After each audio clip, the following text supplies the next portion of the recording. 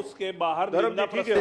माननीय अध्यक्ष महोदय, इससे तो साफ स्पष्ट होता है कि इनकी कथनी और करनी में अंतर है। हाउस के बाहर ये गुमराह कर रहे हैं और हाउस के अंदर कोई और बात प्रस्तुत कर रहे हैं। और ये सारी बहनें प्रदेश भर से आई हुई सारी बहनें इस बात को आपके बोलने चीजों को देख रही है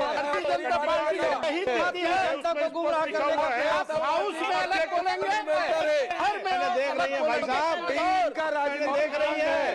और इनको अध्यक्ष महोदय, किसी भी लेजिस्लेटिव हाउस में या किसी भी जगह में संकल्प किस विषय में आएगा या नहीं आएगा ये कहीं परिभाषित नहीं है। कोई भी हमको निर्देशित नहीं कर सकता विधानसभा को या किसी लेजिस्लेटिव हाउस को कि हम किस विषय पर बहस करें या न करें।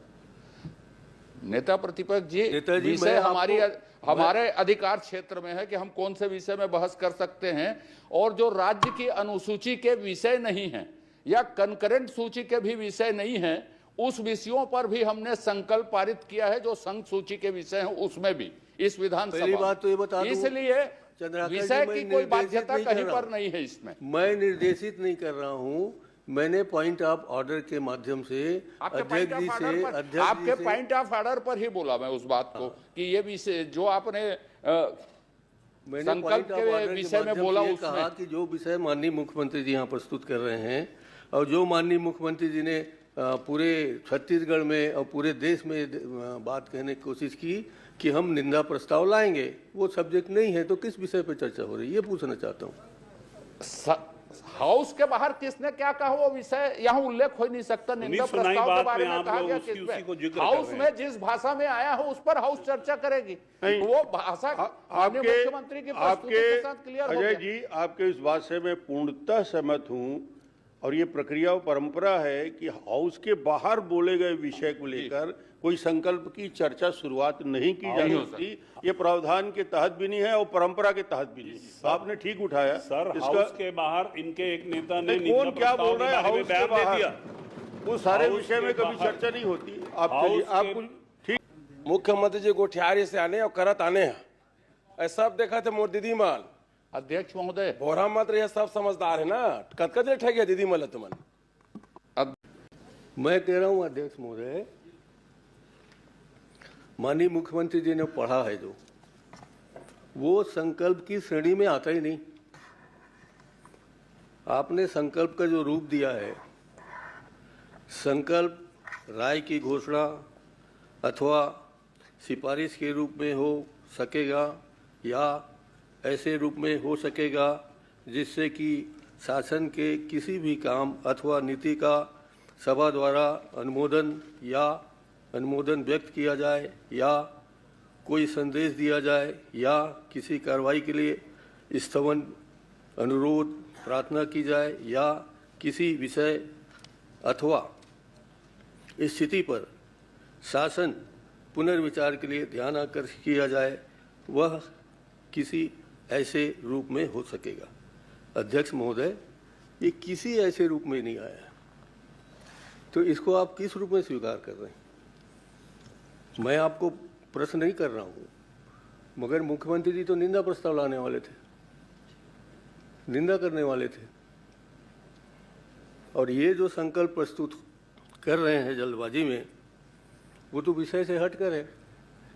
तो इसको आप किस रूप में स्वीकार कर रहे हैं? कैसे संकल्प के रूप में मानेंगे और कैसे हम लोग मानेंगे कि संकल्प है?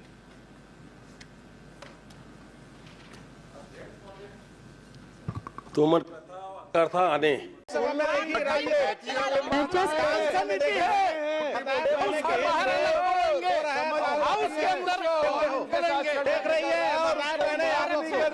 और ये बहनें आपको माफ नहीं करेंगी क्योंकि आप दोहरा चरित्र दिखाई दूंगा। आप लोग हमेशा विरोधी में रहे। मैं सबको समय दूंगा, आज पर्याप्त समय है, विषय एक ही प्रस्ताव है, जितना जिसको बोलना है, किसी को मैं टोकूंगा नहीं। ये आज को बता रहा हूं, मैं अब पूरे बैठूंगा, बहुत दिन बाद आया हूं, मैं आराम से बैठ रहा हूं और संकल्प भी बहुत महत्वपूर्ण है, ये सब सुनने के लिए बैठे हैं, इसलिए गंभीरता से इस विषय को आगे बढ़ाएं। माननीय नेता प्रतिपक्ष ने विषय रखा और उस विषय के ऊपर में व्यवस्था आ गई है, तो मैं सोचता हूं कि जो संकल्प सभा के प्रस्तुत किया जाता है वह सदन की राय सिफारिश के रूप में ही प्रस्तुत होता है। नियम 118 की पूर्ति होती है। लता हुसैन से मैं आग्रह करूंगा अपना भाषण प्रारंभ करें। लता जी 1 मिनट। अध्यक्ष महोदय, लता जी अध्यक्ष जी, महोदय, मैं आपके माध्यम से नेता प्रतिपक्ष जी से आग्रह करता हूं, बहानेबाजी करके भगना मत आप लोग। मुझको सूचना मिली है आप भगने की बिल्कुल तैयारी में हैं। निश्चिंत रहे, हम लोग कोई नहीं भागने वाले हैं। चरणदास जी, आपको रणछोड़ दास जी ये लोग बनवाने का षड्यंत्र रच रहे हैं। बिल्कुल नहीं भागेंगे, लेकिन आप अब चिंता मत षड्यंत्र करो। अभी नहीं होगा। आपसे आग्रह है कि आप अपने लोगों को बोलने के लिए रोकेंगे, बिल्कुल। और इस चर्चा में भाग जरूर लेंगे। आपने जिस रणछोड़ दास जी नेता का जी, आज जो है ना, आप स्वतंत्र है, आपके पड़ोस में कोई दबाव नहीं है।